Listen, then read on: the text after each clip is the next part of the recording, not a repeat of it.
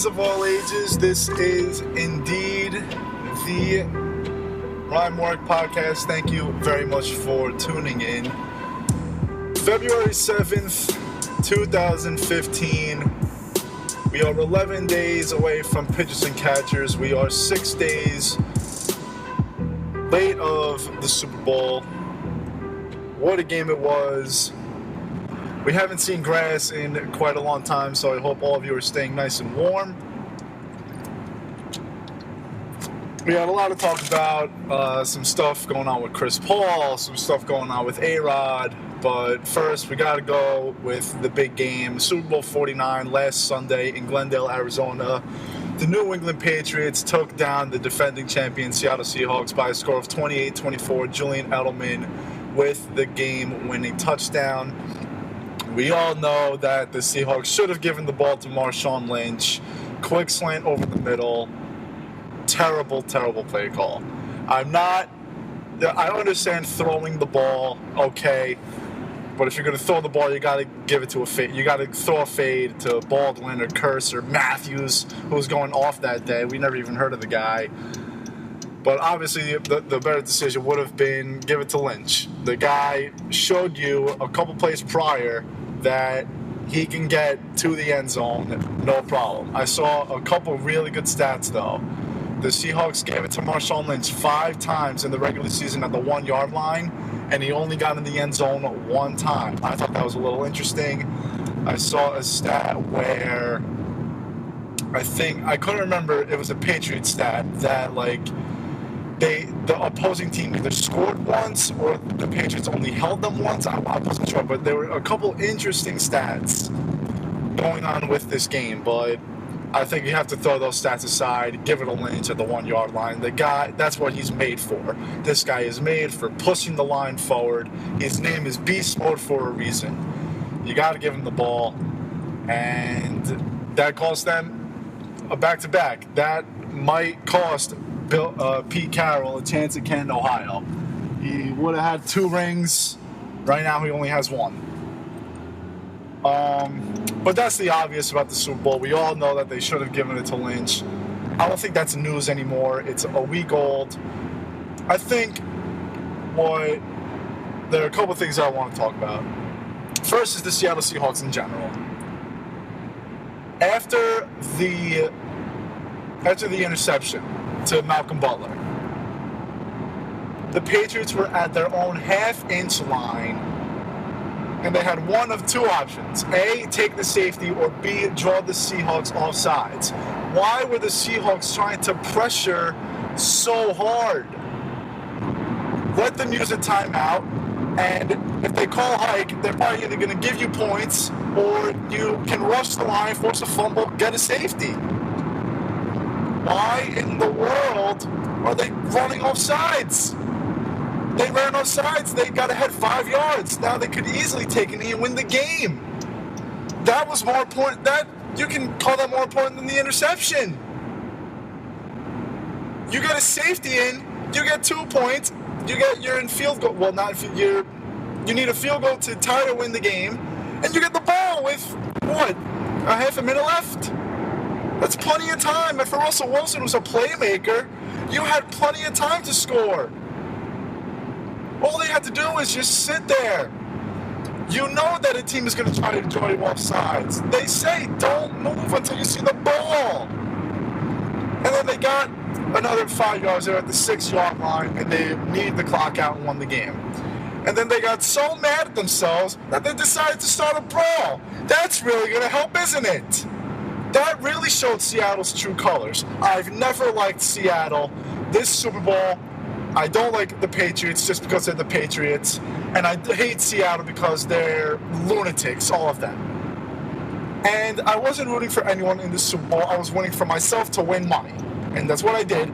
But I wasn't rooting for anyone up until that stupid brawl.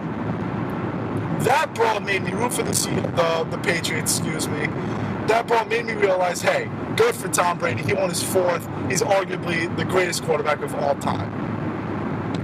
I was very happy for the Patriots when they started that brawl, because that was the most ludicrous thing I've ever seen. that showed Seattle's true colors. That was garbage, and that is not the way you're supposed to play football. They are a bunch of sore losers. That was ridiculous. That was absolutely ridiculous. They said that the fact that you lost, and they said that except the fact that you did not make a good football decision. And they made a worse one by trying to kill everyone on the Patriots. Unbelievable. That was one of the worst things in sports I've ever seen, and in the Super Bowl, no less. I get emotions run high. Believe me, I understand. And this is the Super Bowl, and you guys just made two awful decisions that cost you a Super Bowl.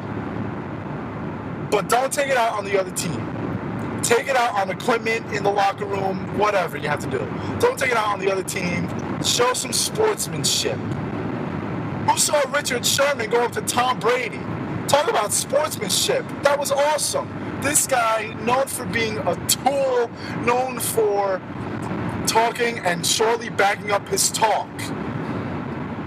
But you want to see sportsmanship, look at what Richard Sherman did after the game. He was the first person to go up to Tom Brady and congratulate him. Now, speaking of non-sportsmanship, Rob Gronkowski went on the Jimmy Kimmel Show the other day, and Jimmy Kimmel showed him the fight, and Gronk threw a couple punches in, and Gronk said something about how it was the last game of the year, so he said, screw it, I'm going to throw haymakers. Everyone in the world thinks that was the funniest thing ever, but really, if that was someone on the Seahawks, all we would hear is, this guy is such a thug, this guy should go to jail, this guy is a lunatic, blah, blah, blah. And honestly, yes, they're right. If that was Sherman who said that, I would be saying the same thing.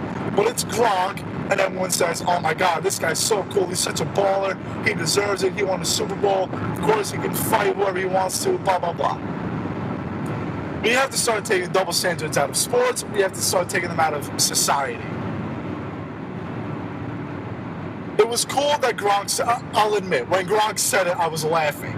But then I realized, if this were a Seahawk, it would be news, and Goodell would be suspending someone. Sure enough, Gronkowski got fined. But if this were a Seahawk, it would be breaking news for 5 days in a row. All we would hear is, oh, should this guy be in the league? Should this guy be suspended? Blah, blah, blah, blah, blah. It's all we would hear. And we see pictures of Gronkowski downing beers at the parade and partying and spiking flowers at clubs. If this were a Seahawk, he would be, if this were Johnny Manziel, if this were a Seahawk, if this were Tebow, if this were anyone, then it would be national news for a week.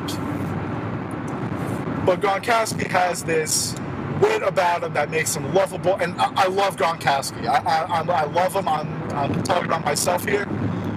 But you have to admit, if this were about anyone who...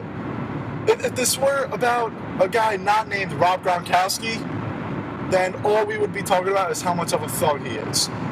And people have their opinions about Gronkowski. I'm sure there are people saying, why in the world would he say that? This guy is insane. And you have every right to think that with his comments. But majority of the people don't think that way.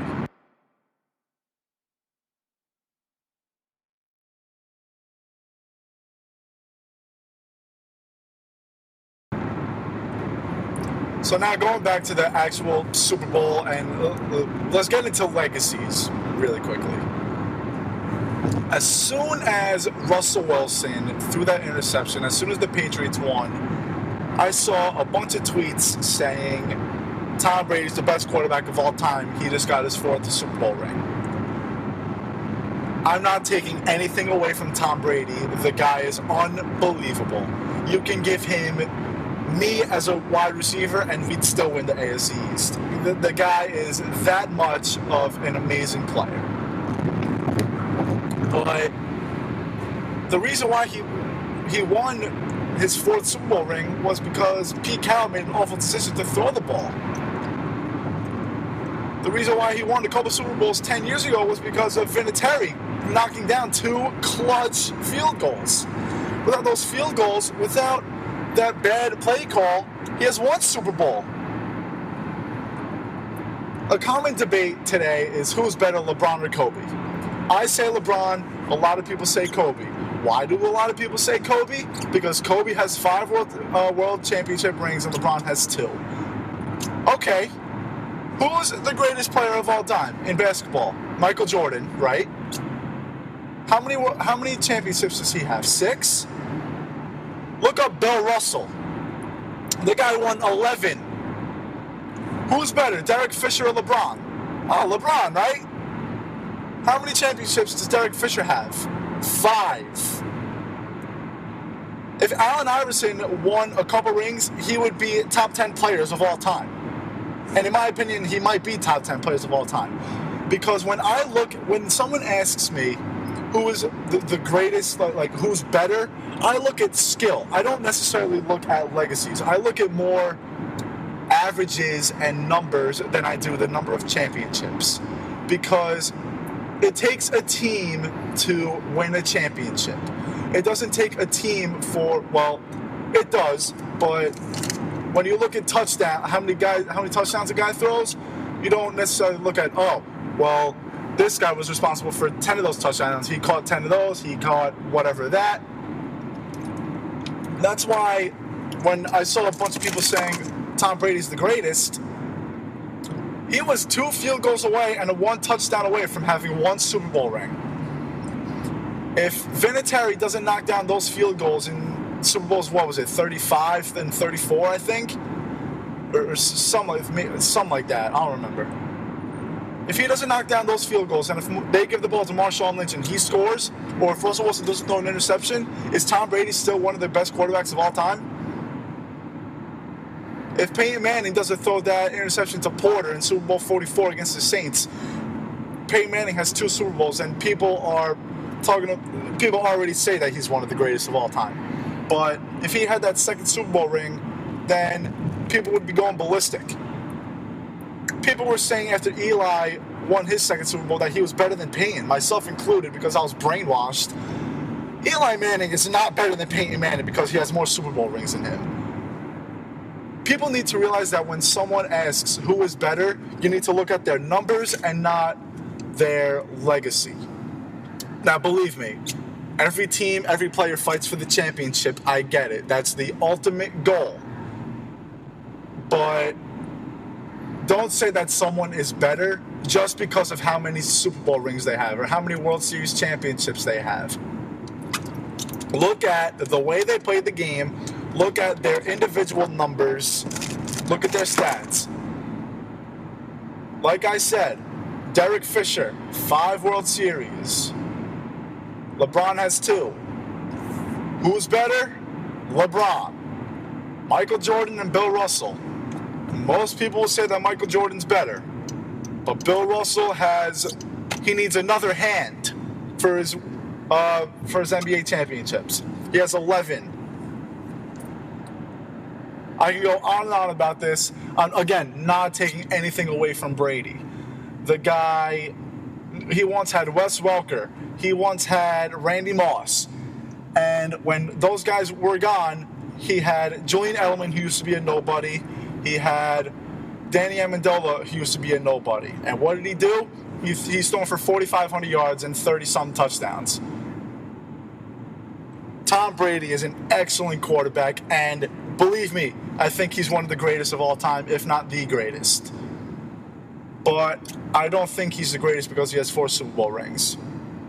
I think he's one of the greatest because of how well he plays in general. Because remember, he's 3 plays away from having 1 ring. All in all, congratulations to the New England Patriots. Well deserved. That was after last year's Super Bowl.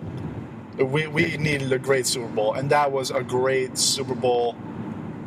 I can't rank it anywhere because there have been a lot of good ones. Both of the times the Giants beat the Patriots. Super Bowl 43 with Santonio Holmes. The Colts. Every Super Bowl has been amazing over the last decade or so, minus last year's, so I can't rank it, but it was an awesome game to watch. Again, congratulations to the New England Patriots.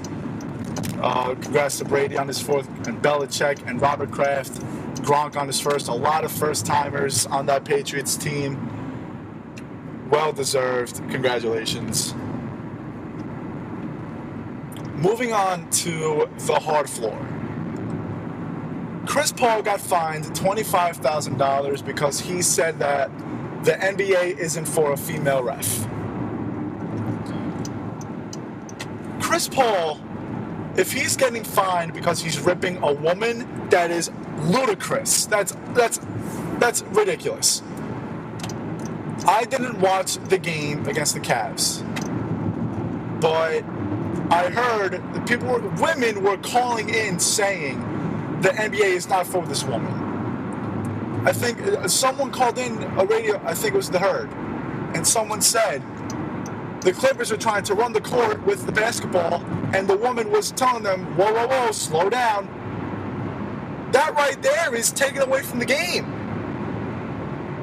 That's not her being a woman. That's her being a bad ref. She's taking away from the game right away.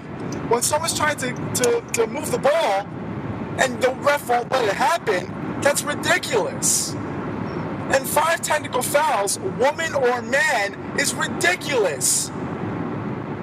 I've been to a lot of NBA games in my life. I've been to, how many have I been to? Maybe 10 or so, a little less than 10. The first time I ever saw a technical in real life at an NBA game was this Christmas at the Knicks and Wizards game because Quincy Acy and John Wall tried to kill each other. Other than that, all of the games that I've been to, never have I seen a technical foul, and there were 5 on one team in this game. Woman or man, that's ridiculous. The only reason why Chris Paul should have been fined is for publicly criticizing a referee. Other than that, it should not have anything to do with the fact that she was a woman. Chris Paul said, this might not be for her.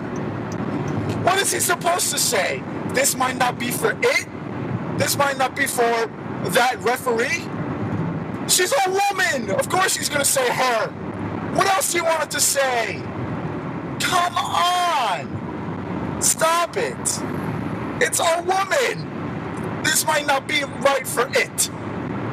If Chris Paul said it, Chris Paul would be suspended from the NBA. He would be like, oh my God, this guy hates women. She called the woman an it. What else is he supposed to say? It's a woman, it's a her, it's a she. This might not be right for her. It might not be right for her. And if it were a man, it might not be right for him. Him or her, it doesn't make a difference. If people really think that he's trashing this ref because she's a woman, that's ridiculous. Chris Paul has been reffed by women before. He's had no problems. This ref called 5 technical fouls and slowed down the pace of a basketball game. That can't happen. The fact that you called 5 technical fouls is ridiculous. Chris Paul had every right to be upset, and he had every right for his comments. This might not be right for her. What else is he supposed to say? I think that's the best thing you possibly could say. This is a rookie referee. Maybe she might not be ready. And no, she might not be ready for it because she's a woman. I'm not saying go back to the WNBA. I'm saying she might not be ready because the NBA is too hard for her. And the NBA is not too hard for her because she's a woman. It's too hard for her because she's a rookie. She's not experienced enough. Chris Paul is perfectly justified in what he had to say.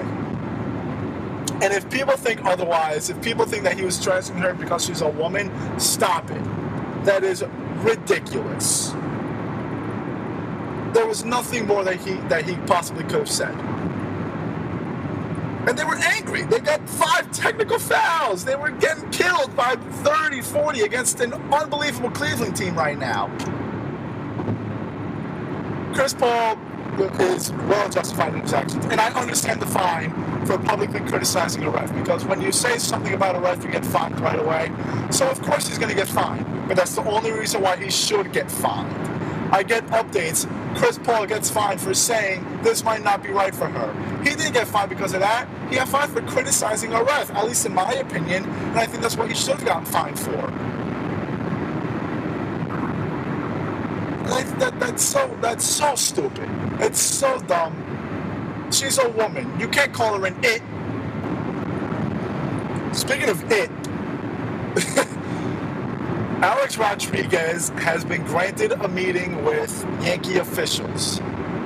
Probably Brian Cashman, probably Girardi, probably Lon Trost, probably Levine and the Steinbrenners, probably basically every head honcho there is. It's about time they meet up. The Yankees are being 5-year-old girls right now. Believe me, every number A-Rod has is tainted. But the Yankees are trying to fight all the milestone bonuses. Unless if it says in the contract, you must do this clean, then the Yankees should just pay every milestone. If it doesn't say anything in the contract, boom, pay them. That's what you deserve. You took the risk by signing a then 32-year-old guy to a 10-year, $300 million contract. Serve your time. This is ridiculous. Just give him the money. The fact that they don't want him on the field, I think, is ridiculous. A-Rod is going to draw attendance, and that's been a big problem for the Yankees.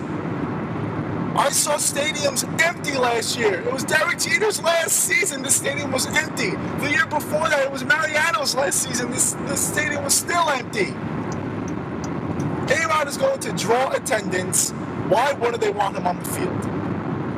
You're going to pay $21 million to sit him on the bench? You're going to pay him $20 million for him to sit on his couch and watch the games? You're going to pay him $21 million to play for another team? This meeting is going to go something a little like this. Hopefully. Brian Cashman is going to say, look, Alex, Chase Headley is our third baseman. You're going to be the DH. You're going to play third base when Headley needs a day off. I think what they should just say is, look, I'm sorry I screwed up. I'm not going to call it a mistake because he's done it 100 million times. A-Rod should just say, look, I messed up. I'm going to own up to what I did. Let's forget about the past, and let's go win some games. Let's make the postseason. The Yankees' main interest right now is A-Rod not playing. They need to be focused on winning baseball games because they haven't done much of that in the past couple of years. They've missed the postseason 2 years in a row. Last time that happened to them was the early 90s. And their main priority is Alex Rodriguez.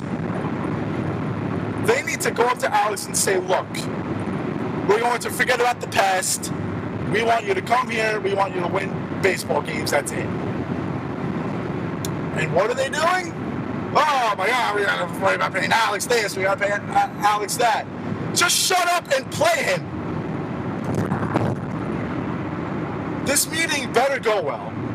Because if there is tension throughout the entire season, then the Yankees are going to not even win 80 games. If there is no distractions anyway.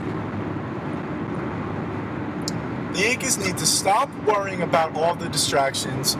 They need to own up to their mistakes. They need to pay Alex Rodriguez.